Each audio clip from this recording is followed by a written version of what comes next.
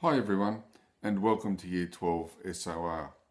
The purpose of this short video is to introduce you to the topics that we will be covering this year, outline the assessment schedule, and also make clear some of the expectations we have of you as Year 12 Study of Religion students.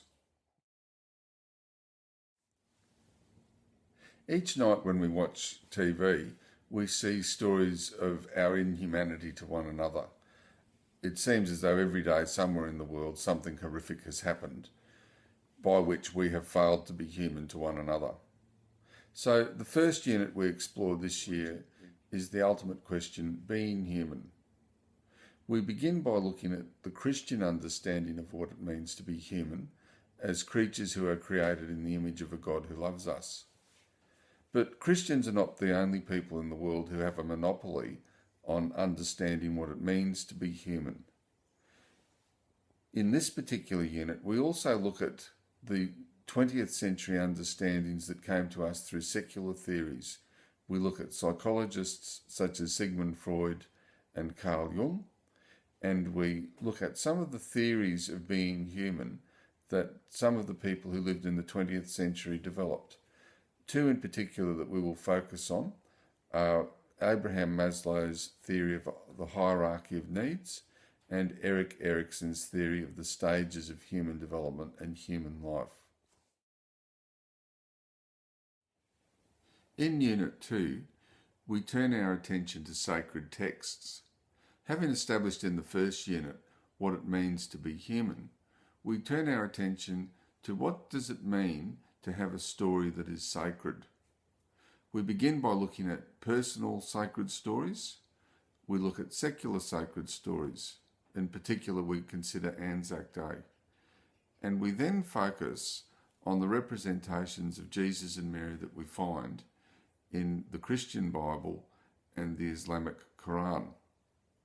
In considering these texts, we look at the uses and misuses of sacred texts and the way in which these documents can either cause great division between people or, hopefully, be used as texts which can lead to unity between the humans.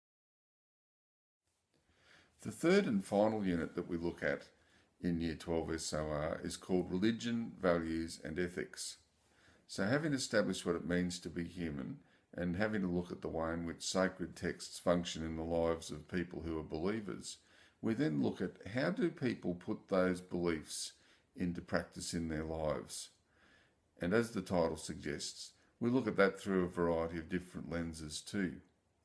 This unit is very much a self-directed unit in which you will have an opportunity to explore an ethical issue which is of interest to you and conduct an ethnographic study. We will also look at 3 ethical frameworks that people use when they are trying to make decisions about important issues. So if that's the content of what we cover in Year 12 Study of Religion, what about assessment? What can you expect by way of things that you will be required to do? In Term 1, for the unit Being Human, the final assessment piece will be a research project in which you will be required to apply one of the theories of being human that we have explored to characters from a film that we will study. In second term, for sacred text, there are 2 pieces of assessment. The first piece of assessment will be a feature article which will explore the use or misuse of sacred texts by people who belong to particular religious traditions, specifically Christianity and Islam. The second piece of work that you will do in Term 2, so assessment item 3, will be a response to stimulus test. Unlike last year in Year 11, this will be an unseen test. In Term 3 and 4, there will be 2 pieces of assessment required. In Term 3, as I have already indicated, you will conduct an ethnographic study on an ethical issue which is of interest to you. You will be then required to complete a research assignment based on your investigation.